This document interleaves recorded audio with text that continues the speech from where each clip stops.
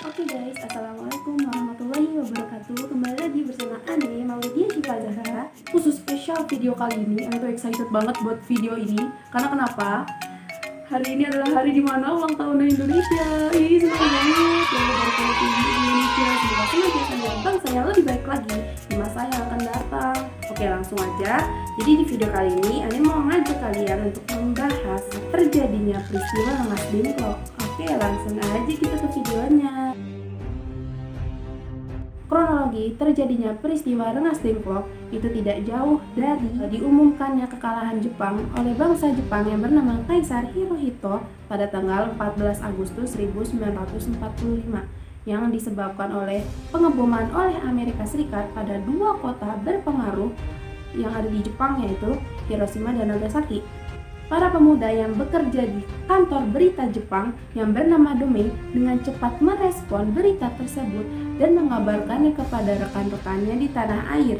Kemudian pada akhirnya didesaklah tuh oleh golongan muda ke golongan tua untuk segera memproklamasikan kemerdekaan Indonesia, yang pada akhirnya berdasarkan hasil perundingan rapat golongan muda pada tanggal 16 Agustus 1945 yang diikuti oleh Sukarni, Mawardi, dan Sundako Tinggi, yang pada saat itu diputuskan bahwa mereka harus segera mengamankan Ir Soekarno dan Muhammad Hatta. Prosesi penculikan itu ditugaskanlah Sundako Singgi untuk menculik kedua golongan tua tersebut. Pada proses pengamanannya, ia dibantu oleh pihak militer lain untuk mengamankan mereka berdua ke Rengas Dengklok. Anyways, ketidakberadaan mereka berdua, yaitu Soekarno dan Muhammad Hatta, membuat golongan tua lainnya seperti Ahmad Subarjo mencari mereka berdua. Kemudian pada akhirnya mereka pun mengetahui bahwa mereka berdua itu diculik oleh para golongan muda. Hingga diadakannya lah perundingan antara golongan muda yang diwakili oleh Wikana dan golongan tua yang diwakili oleh Ahmad Subarjo. Nah, pertemuan tersebut menghasilkan dan memutuskan bahwa mereka akan segera memproklamasikan kemerdekaan Indonesia. Tetapi, hasil perundingan tersebut tidak lepas dari beberapa persyaratan. Di antaranya yang pertama, yaitu golongan tua itu menuntut para golongan muda untuk mengembalikan Ir Soekarno dan Muhammad Hatta kembali ke Jakarta. Kedua, golongan muda menuntut agar prosesi pembacaan proklamasi kemerdekaan Indonesia dilakukan tanpa campur tangan Jepang sedikit pun, yang pada akhirnya dua perwakilan dari golongan tua, yaitu Ahmad Subarjo dan Yusuf Kunto, menjemputlah Soekarno dan Muhammad Hatta ke Rengas Dengklok yang pada saat itu didampingi oleh Sudiro. Dan bertepatan pada 16 Agustus 1945 pada jam 11 malam, Soekarno dan Muhammad Hatta kembali ke Jakarta, yang pada saat itu mereka singgah di rumah Laksamana Maeda yang bertepatan di Jalan Imam Bonjol nomor 1 Menteng.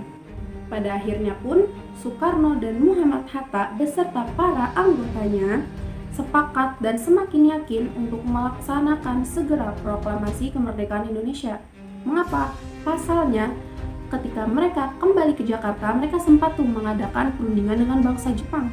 Tapi bangsa Jepang kurang menyetujuinya. Hingga pada akhirnya dibuatlah naskah kemerdekaan Indonesia itu di rumah Laksamana Maeda. Tapi dalam penyusunan teks proklamasi Indonesia, ada lagi nih ketegangan yang terjadi antara golongan tua dan golongan muda. Yang pada saat itu ketegangannya terjadi disebabkan karena dalam rangka menentukan siapa yang akan menandatangani proklamasi kemerdekaan Indonesia. Yang pada saat itu Muhammad Hatta memberikan usulan bahwa semua yang hadir pada saat perundingan naskah proklamasi tersebut yang menandatangani teks itu kemudian tidak disetujui juga. Nah, pada akhirnya Soekarno pun angkat bicara dan ia pun mengusulkan bahwa Soekarno dan Hatta lah yang berhak untuk menandatangani teks proklamasi tersebut karena mereka lah yang merupakan wakil dari negara Indonesia, yang pada akhirnya disepakatilah itu dan ditandatanganilah teks tersebut oleh mereka berdua. Setelah penulisan naskah proklamasi Indonesia, kembalilah datu para golongan tua ke kediaman mereka pada jam 4 pagi tanggal 17 Agustus 1945.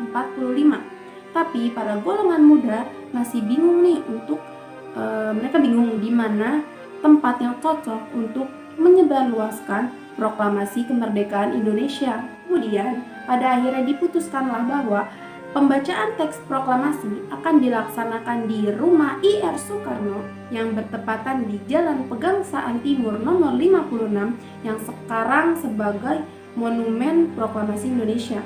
Nah, kemudian teks tersebut dibacakan pada jam 10 pagi pada 17 Agustus 1945 dan merdekalah Indonesia. Yeay!